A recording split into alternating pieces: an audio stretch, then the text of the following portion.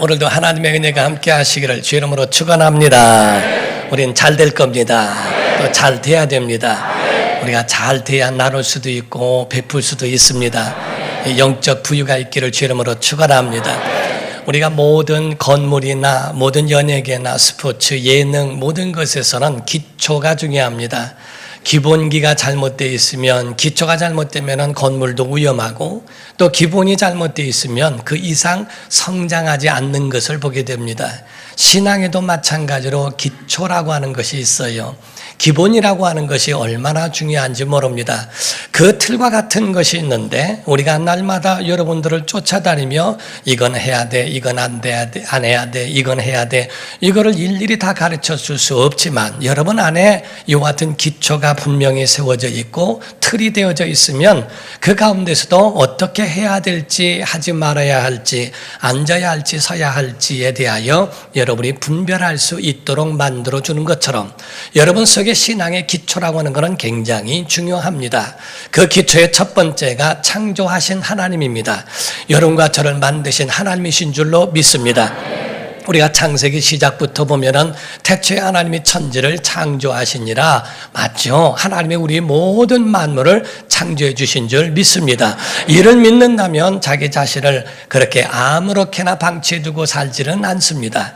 만약에 하나님이 나를 만드신 그의 정말 귀한 작품이라고 믿는다면 결단코 자기 목숨을 버리거나 함부로 그렇게 생명을 끊는 일은 하지 않습니다.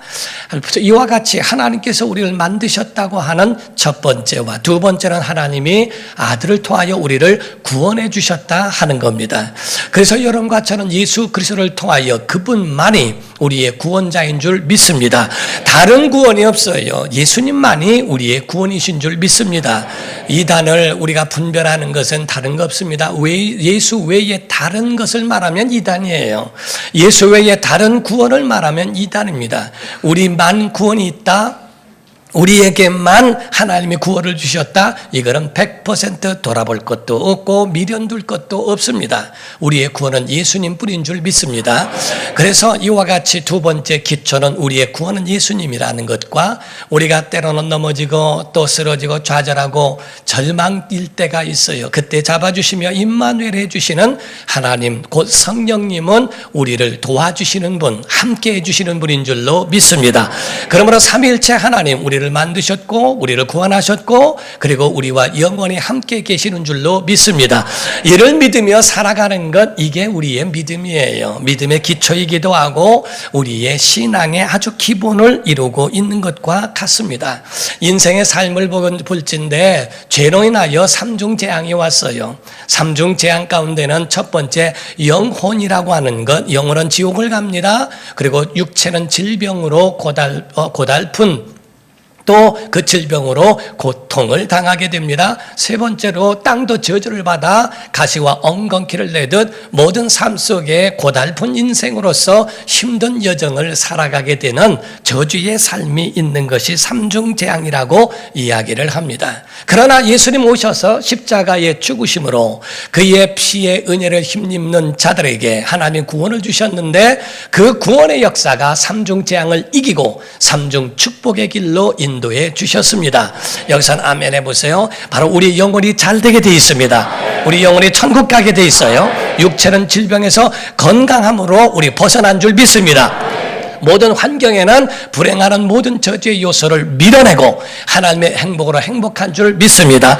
이것이 바로 삼중 축복으로 우리에게 주신 거예요. 그래서 내 영혼이 잘됨 같이 내가 범사가 잘되고 강건하기를 내가 간구하노라 라고 하는 말씀은 곧 우리에게 삼중 재앙을 물리치고 삼중 축복의 은혜를 우리에게 주신 것과 같습니다. 그러나 이 땅에 사는 날 동안에 육체를 입고 있는 한 어떤 사람에게는 형통한 날만 있고 어떤 사람에게는 고달픈 날만 있는 것은 아니라는 거지요. 하나님은 이 두 가지를 같이 병행하게 하셨습니다. 그러므로서 이 땅에 사는 사람들은 어린아이가 태어날 때 울고 태어나는 것처럼 아이가 태어나면서 깔깔깔깔 웃고 태어나면 이상한 아이입니다. 아이는 모두가 다 100% 울고 태어나는 것처럼 세상은 전부가 다 슬픔과 고달픔뿐이 없는 것 같은 그러한 정말 살기에는 호락호락하지 않는 것이 세상이라는 거지요. 그래서 아이들도 고달프다는 겁니다. 거지도 고달프대요. 어떤 어린아이는요, 아이는 정말 속에 들여다보면 심리학자들 이야기 들어보면 엄마 말하기도 어려워 죽겠는데 할머니 해보라니까 아주 고달프다는 겁니다. 그리고 아무 데서나 배설을 했다고 아무 데서 옷을 후딱후딱 벗기는데도 너무 스트레스 받는다고 그래요. 애들도 마찬가지로 다 고달픈 인생이라는 겁니다.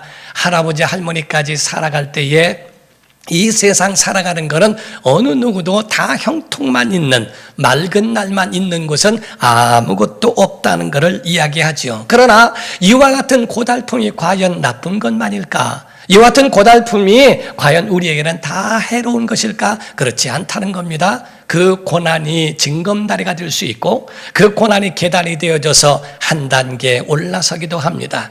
우리가 어린아이들에게 말하기를 앓고 나면 아이가 영리해지는 것을 보게 되고 앓고 난 다음에는 이 아이가 성장했다는 것을 느끼게 되죠. 이와 같이 고난을 극복한 다음에는 근력이 생겨요. 세상을 이겨낼 수 있는 그런 힘이 그에게도 오지 않습니까? 세계적인 지휘자 토스카니니라고 하는 사람이 있습니다. 그 사람은 원래 시력이 안 좋아서 그래서 시력이 안 좋아서 모든 악보를 애웠다는 겁니다. 그래서 그는 원래 바이올린 연주자였는데 그가 그거를 연주하기 위해서는 악보를 애우지 않고는 시력에 대한 핸디캡으로 아주 정말 마음속에 별로 좋지 않은 그런 우울함이 있었다는 거예요. 그런데 하루는 아주 큰 연주회가 있었는데 그때 지휘자가 올 수 없는 상황이었다는 겁니다. 당장에 지금 지휘를 해야 되는데 이거를 누구에게 맡겨야 될까 고민하다가 상의한 결과 이것을 악보를 다 외우고 있는 토스카니니에게 그렇게 하자라고 이야기했다는 거죠. 그때 그 이야기를 듣고 그런 연주회를 잘 지휘를 함으로써 연주회를 마침으로써 그의 생애에 그의 말에 고백 가운데 하는 말이 시력이 좋지 않은 것이 나를 명지휘자로 만들었다라는 고백을 했다고 합니다. 이와 같이 고난이 다 나쁜 것만이 아니라 그 고난 가운데서 바로 이거를 딛고 올라갈 수 있는 그러한 징검다리가 되었다는 고백이 있죠. 우리가 옛날 유머입니다. 그런 이야기가 있어요. 교통사고가 났을 때 미국에서는 가장 먼저 오는 것이 경찰차라고 합니다. 그러나 일본은 보험회사에서 빨리 와서 그 일을 처리해 준다고 하죠. 한국에 제일 빠른 건 레카차라고 말합니다. 또 두 번째로 교통체증이 있을 때 미국은 똑같이 이 경찰차가 와서 교통체증이 있을 때에 수신호를 통하여 교통의 흐름을 잘 원활하게 만들어준다고 합니다.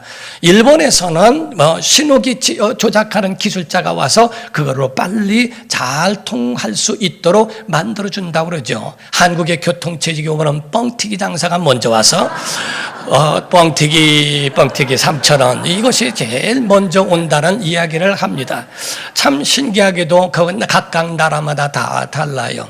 우리 인생도 그렇다는 거죠. 교통사고처럼 힘들 때도 있고 교통체증처럼 길이 막혀서 가지 못하는 아주 힘들고 어려운 어둠 속에 고난이 닥쳐올 때도 우리 인생에 있다는 겁니다. 과연 그 가운데에 고난이 나를 가라앉게 만드는 것인지 아니면 그 고난이 나를 비상하게 만들지 그거는 여러분 자신이 선택해야 한다는 거죠. 세상에 어떤 사람들은 가라앉는 사람이 있습니다. 그러나 어떤 사람들은 그거를 날개를 쭉 펴서 비상함으로 하늘로 올라가는 사람들도 없지 않아 있습니다. 여러분과 제가 이해해야 하고 또 여러분이 믿어야 되는 것이 있어요. 하나님의 섭리 가운데는 문제만 있는 것이 아니라 문제 뒤에 해답을 준비해 주신 줄로 믿습니다. 하나님의 방법 가운데서는 모든 문이 막힐지라도 다른 문을 열어주신 줄로 믿습니다. 모든 길이 막힐지라도 하나님은 하늘 문을 여시고 하늘의 길을 열어주실 줄로 믿습니다. 이것이 바로 신앙인들의 마음이고 신앙인들의 곧 가져야 할 마인드라 하는 것을 말하고 있어요. 오늘 히스기야 왕에 대하여 말을 할진데 이 히스기야 왕은 선한 왕입니다. 아주 많은 일들이 있었지만 그 가운데 위기가 있었던 왕이었습니다. 그 가운데 그 인생에서도 상당히 힘든 어려운 과정이 있었죠. 38장인데 37장에는요 아수르 군대와의 접전이 있었습니다. 사네립이라고 하는 장군이 내려왔을 때에 편지를 써보냈는데 얼마나 협박적인 그 이야기를 했는지, 그 가운데 너희가 다 나와서 나에게 항복을 하면 살려주려니와 그렇지 않으면 이와 같이 너희들을 해야 할 것이라고 하는 것이 낱낱이 기록되어 있는 편지였습니다. 그런 협박 편지를 받고서도 믿음으로 해결해 나가는, 오늘 본문 말씀에도 있는 38장에는 자기 자신이 그런 위기의 가운데 있는 질병 가운데에 죽음의 위기 가운데서도 신앙적 방법으로 잘 해결해 갈 수 있는 그런 그의 간증을 기록하고 있는 것이 오늘 본문 말씀이라 하는 겁니다. 우리가 보게 되면 이러한 일들이 이에 대한 것만이 아닙니다. 우리에게도 똑같이 있을 수 있다는 거죠. 본문 말씀의 1절을 보게 되면 그때라고 그랬어요. 히스기야가 병들어 죽게 되니 아모스의 아들 선지자 이사야가 나아가 그에게 이르되 여호와께서 이같이 말씀하시기를 너는 네 집에 유언하라 내가 죽고 살지 못하리라 하셨나이다 라고 이야기를 합니다. 그때라고 하는 이 그때란 말은 37장에 있는 산을 넘고 이제 그 모든 것이 이제 이겼다라고 생각하고 이제는 뭔가가 형통한 길로 있겠지, 우리가 어려움을 이겨낼 수 있겠지, 이 모든 것을 다 이제 아주 우리에게는 좋은 대로만 열리겠지라고 하는 그러한 형통의 길을 소망하고 있을 때, 그래서 그때라고 하는 말은 갑자기라는 의미를 가지고 있고 예상치 못한 어려움의 때가 도래한 것을 가르쳐 그때라고 말합니다. 우리가 보면은 참 어려운 것을 겪어내면서 한숨을 푹 쉬었는데, 그런데 갑자기 또 다른 산이 넘어올 때는 정말 그 마음에 절망적인 마음이 들게 되죠.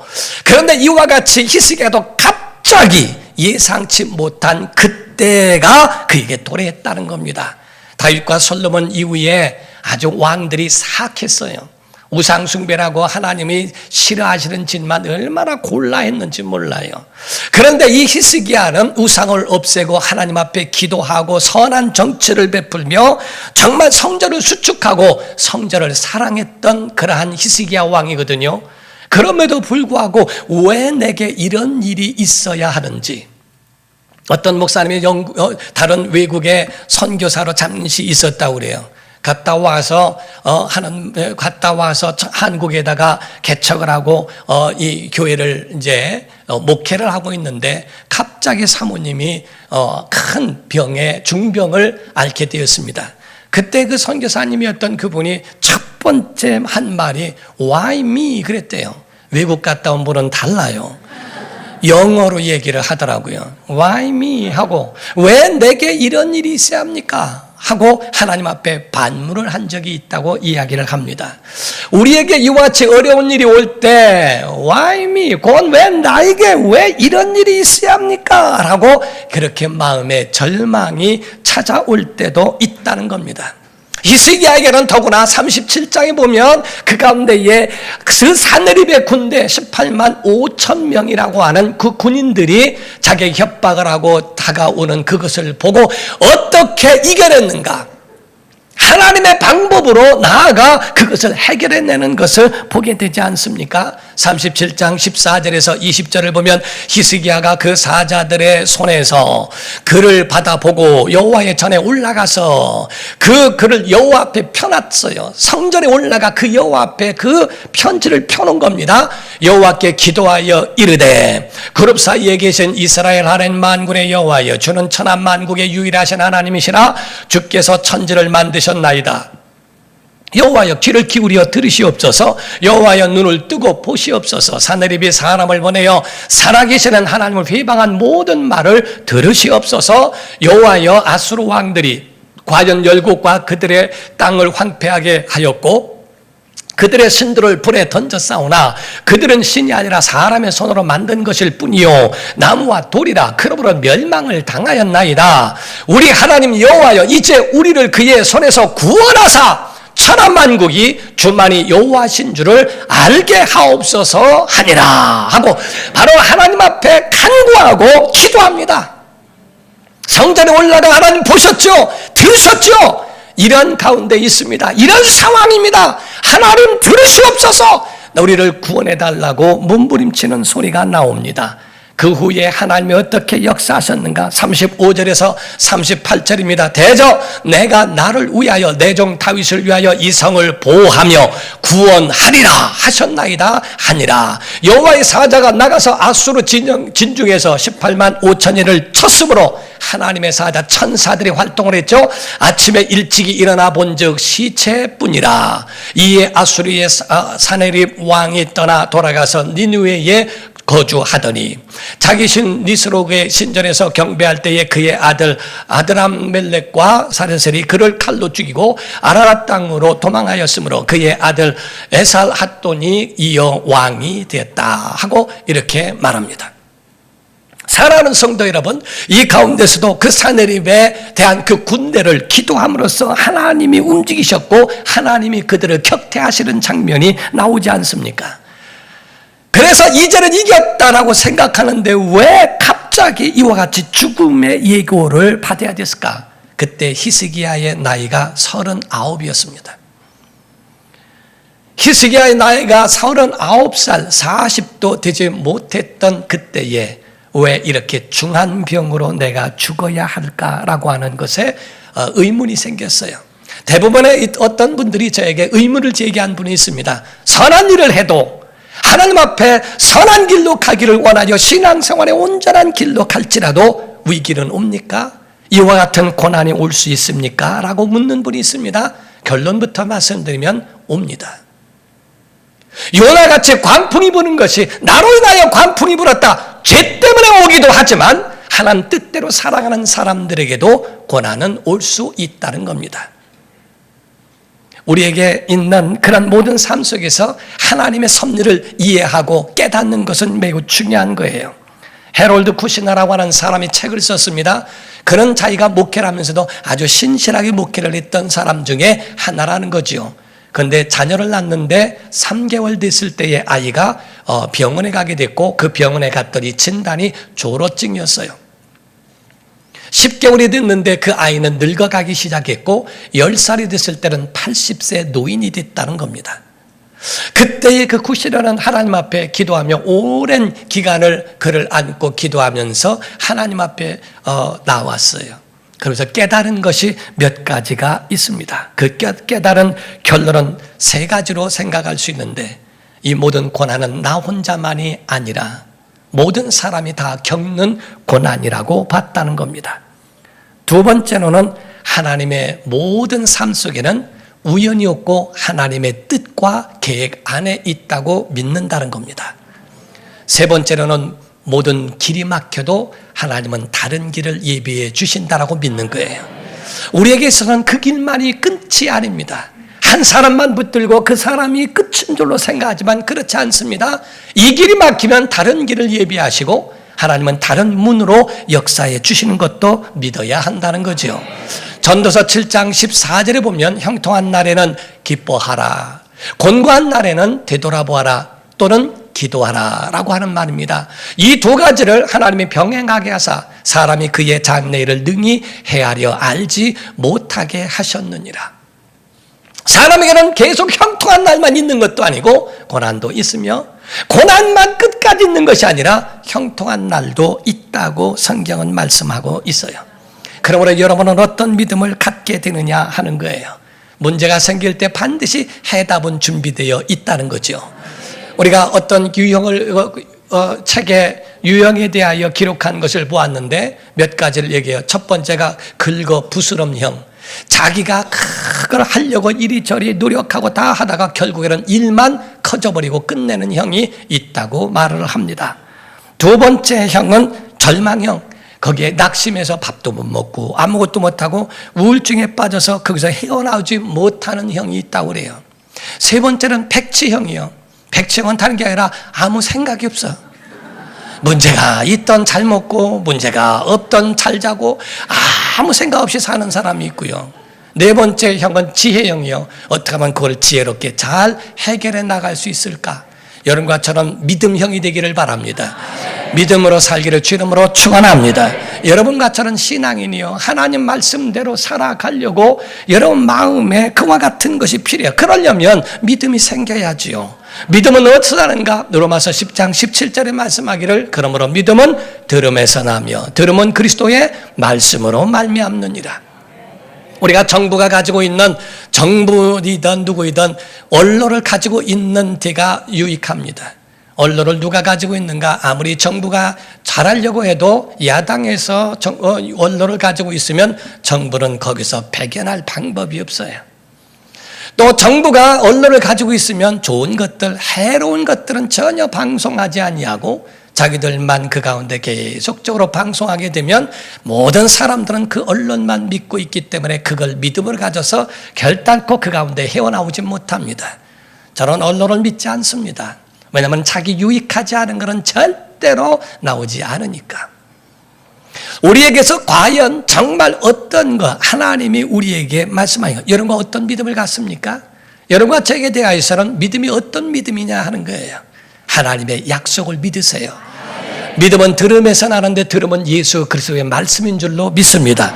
여러분과 저는 하나님의 말씀을 통하여 영원히 변치 않는 믿음의 국가관, 믿음의 신앙관, 믿음의 가정관을 가져야지, 여러분들이 다른 세상의 세속에 속해 있는 교회를 박해하고 교회를 치고 하는 것에 대한 믿음으로 여러분 흔들릴 이유가 없습니다. 역사 이래 지금까지 모든 교회는 박해를 당했고 인간이기에 다 실수가 있고 다 무너지고 또 그 가운데 진리가 밝혀지기도 하고 다 그렇게 오는 겁니다. 영원히 변치 않는 하나님의 말씀, 그 말씀이 여러분에게 생명되기를 주 이름으로 축원합니다. 여기서 히스기야 왕은 그 문제에 대하여 어떻게 풀어냈는가? 야, 내가 병들었으니 명의를 불러와라, 명약을 지어와라 하고 난리법석을 떤 것이 아니라 그 가운데에 또 아픔만 보고 절망하거나 남을 원망했던 것이 아니라 그런 자기의 어려움 가운데 있는 것을 하나님 앞에 내갑니다. 하나님 앞에 나오는 그런 방법을 취하게 됩니다. 오늘 본문 말씀의 2절을 보게 되면 히스기야가 얼굴을 벽으로 향하고 여호와께 기도하여 라고 되어 있어요. 첫 번째 방법이 그 히스기야가 바로 벽을 향하여 라고 되어 있는데 이건 몇 가지 의미가 있어요. 그냥 그는 원래는 성전에 나가 그 편지를 보여주고 하나님 보셨죠, 들으셨죠 해가면서 성전에 올라가는 신앙인임에도 불구하고 왜 벽을 향했을까? 그는 몸을 가눌 수 없는 그런 중환병이었기 때문에 성전까지 갈 수가 없어요. 그때 침상에서 일어나 그 가운데 벽을 향한 것은 성전을 향한 겁니다. 주님을 향한 거예요.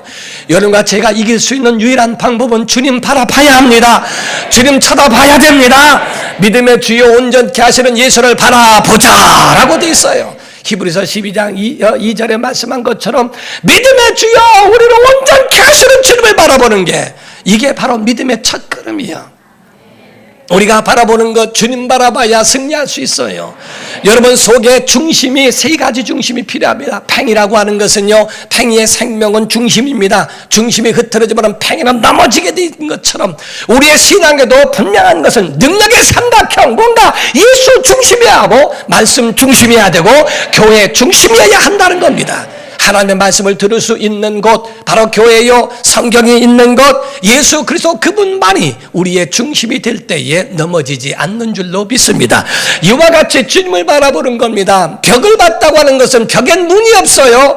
그 가운데 하나님만이 나를 살릴 수 있습니다. 이와 같이 막혀있고 이와 같이 답답한 이 상황에도 나를 건져주소서, 나를 구원해달라고 하는 그의 마음을 하나님 앞에 또 바로 선포하고 또 하나님 앞에 그분의 능력을 구하는 그런 기도를 한 것, 이것이 히스기야의 첫 번째 행동이에요. 두 번째 행동이라는 것은 3절입니다. 3절 이르되 여호와여 구하오니 내가 주 앞에서 진실과 전심으로 행하며 주의 목전에서 선하게 행한 것을 기억하옵소서 하고 히스기야가 심히 통곡하니, 하나님의 성품은요 눈물을 외면하지 않습니다. 하나님의 성전에는 주의 눈물병이 있다고 시편엔 말하고 있어요. 눈물을 담으신다는 거예요. 눈물의 기도는 모든 벽을 뚫을 수 있는 폭탄적 능력이 있다는 겁니다. 여러분의 눈물의 기도는 하나님이 들으신 줄 믿으셔야 됩니다.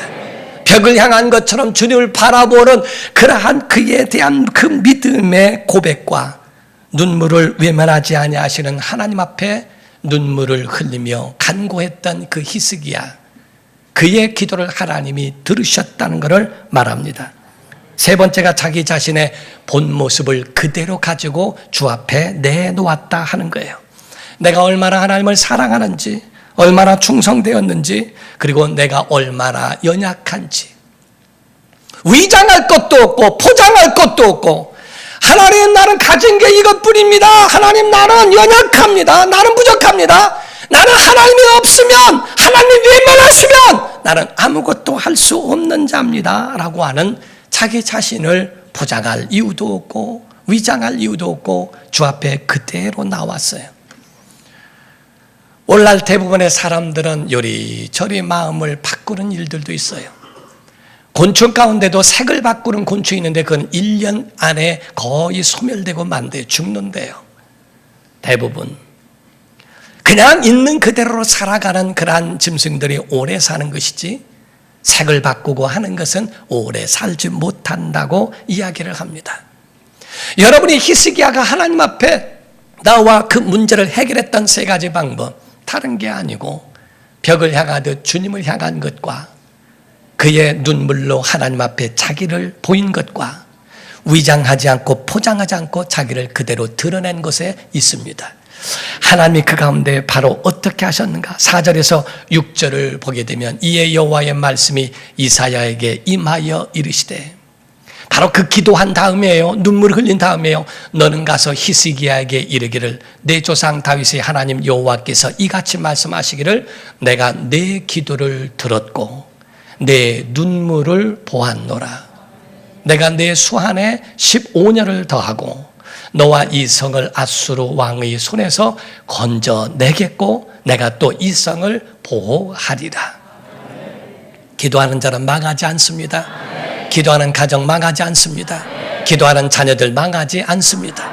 여러분의 눈물의 기도가 정말 하나님 앞에 상달될 뿐만 아니라 여러분이 가졌을 때, 여러분의 운전대가 있을 땐 여러분이 주인이 되지만 그 운전대를 주님께 드리면 여러분의 인생의 주인이 주님이 되어 주실 겁니다. 여러분의 인생의 주인, 주님을 더 의지하고 살아가는 여러분이 되기를 예수 이름으로 축원합니다. 기도하겠습니다. 이 시간에 다 같이 통성으로 기도할 때, 하나님, 우리 있는 모습 그대로 가지고 나옵니다. 하나님, 우리를 붙잡아 주시고 우리에게 은혜를 베풀어 주소서 하고 주님을 바라보게 하시고 하나님 앞에 눈물로 간구할 수 있는 진솔함, 위장도 하지 않고 포장도 하지 않는 외식함이 없는 진솔한 기도를 하나님 들으셔서 우리의 삶의 항해자가 그 길을 하나님이 가지시고 운전대를 붙잡으셔서 우리 모든 인생을 인도해 달라고 우리 다 같이 간절한 마음으로 통성으로 기도하겠습니다.